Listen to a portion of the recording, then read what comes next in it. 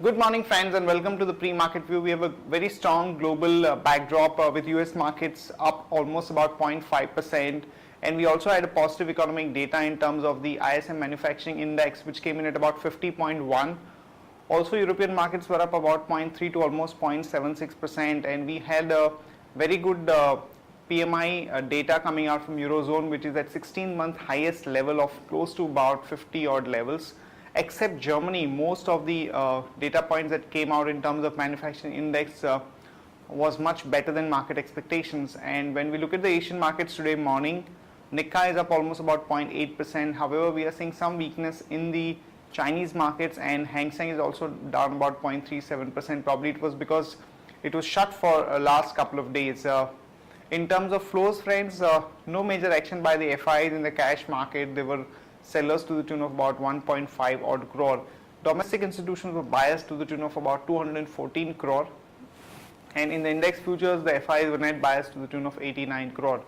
In US, the 10-year bond yield stands at about 2.48. The yen has corrected against the dollar to about 99, and even we've seen some recovery in the gold and silver prices in the last couple of days, with gold hovering around about $1,236 odd dollars.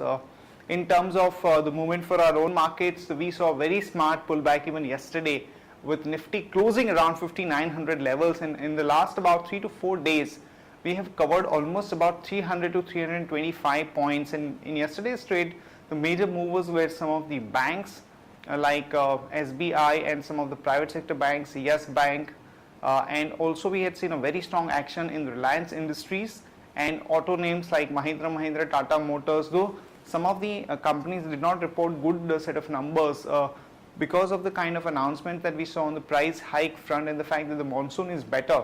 The auto companies are doing extremely well. So Maruti, Mahindra, Tata Motors, they all did extremely well. On that note, let me invite Sadhana to take us through important F&O cues, data and strategies that we can have in the F&O markets. Good morning friends, let's have a view on derivatives. The benchmark indices extended their gains for the third consecutive day, and Indian indices not only rallied but also closed the session near day's high with a gain of 0.87%. But we have seen with every rise in the market players have been accumulating short positions, and yesterday also we have seen around 11.59 lakh shares were added in open interest, and Nifty futures discount increased significantly from 0.75 points to 6.65 points. And put call ratio also decreased from 1.15 to 1.12, indicating call option has added around 36 lakh shares in open interest and put option has added around 25 lakh shares, which is clearly visible in the options activity. But as we see, 5,900 and 5,800 put option has seen a good activity in percentage terms, and 6,000 and 6,100 also seen a good activity. And yesterday also we closed the session near to 5,900, and next hurdle would be 6,000. But yesterday US markets closed higher at highest level, and Singapore Nifty is currently down, so we may see uncertainty and volatility may continue to persist in the market. And from intraday perspective, one can go short on Shriram Transport Finance with a stop loss of 718.40. Thank you. Here are the important news and events that we are tracking today. First of all, friends, it was the last day yesterday to submit the application for the banking license to RBI, and almost 26 applications have been submitted. The prominent ones being the L&T Finance holding Tata Sons, Aditya Birla Nuvo, some of the government companies like Tourism Finance Corporation, Muthoot Finance, Edelweiss, IDFC. Also we have seen Reliance Group submitting their application. So a whole host of companies have actually submitted their application for the banking license, and it remains to be seen how many of them finally managed to get the banking license. And as per market expectations, about 4 to 5 companies would finally get the banking license. And historically, after the banking license is granted, we have seen that initially those companies tend to do very well, and there could be a spike of about 10 to 15% in the stock, but eventually it will take a lot of time for them to show any meaningful improvement in their core operations or to get that kind of a re-rating because of the benefits of the low cost deposit, because unless the company is able to set up its distribution base, it will not have any meaningful reflection on its cost of funding, etc. So We think that one should not get too excited by this development. Play for a short-term quick bounce of about 10 to 15% and then take a call later on once we have more clarity about the improvement in the performance.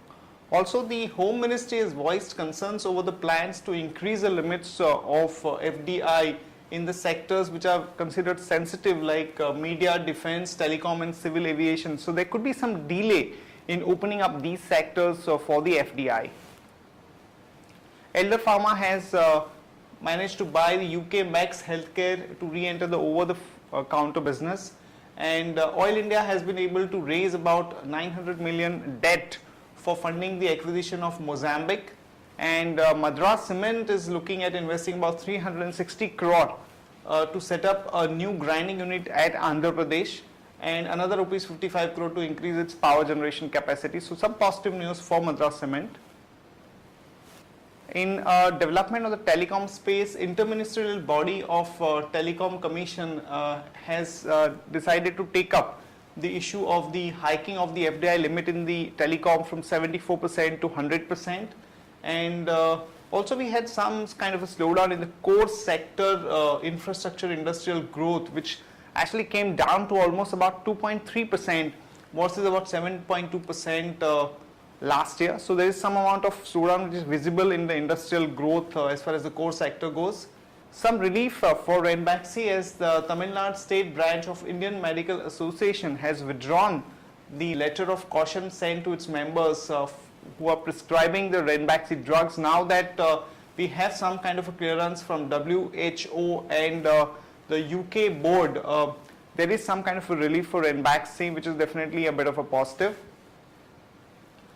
And coming to the stock specific news, finally the diesel prices have also been raised by about 50 paise. This is after the increase of about 1.8 to 2 rupees per litre in petrol. So this is definitely a big positive for companies like BPCL and HPCL. So one can go long on BPCL with a stop loss of 370, target of 380 to 85, and one can go long on HPCL with a stop loss of 255 and a target of about 263 to 268.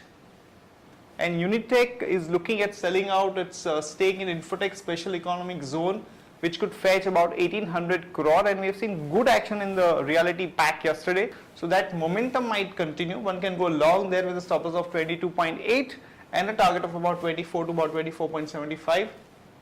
And Hero MotoCorp, though the numbers yesterday that came out were not that impressive, the company has picked up a stake in a US based company at about $25 million, which will give them the presence in the US and European market. So one can go long on Hero MotoCorp with a stop loss of 1680 and a target of about 1732.